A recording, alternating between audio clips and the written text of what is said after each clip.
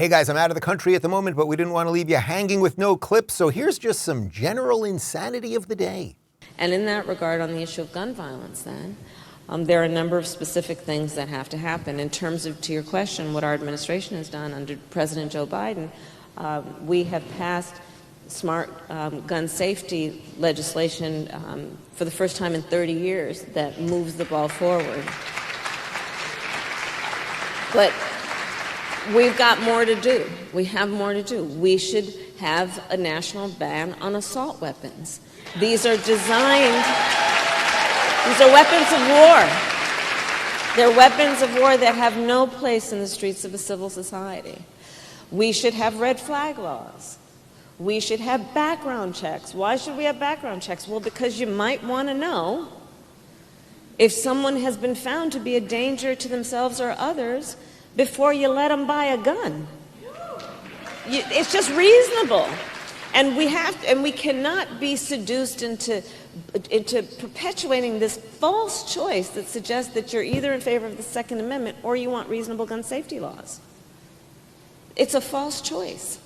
I support the Second Amendment. I also want to see an assault weapons ban. I also want to see universal background checks. I want to see red flag laws. I want to see that our babies are not sitting in a classroom where they should be able to learn how to read and write and explore their ideas about what the future of the country can hold, but instead they're sitting there also being taught how to hide in a closet and be quiet if there's an active shooter in their classroom.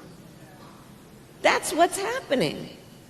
I grew up in California where, I'm going to date myself, but when I grew up, the only thing we had to learn was, duck and under a table if there's an earthquake, right?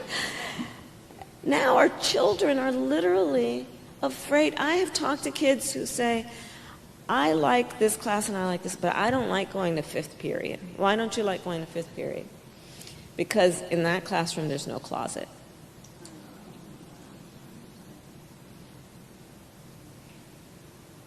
So there is so much about this issue that is about saving lives on every level.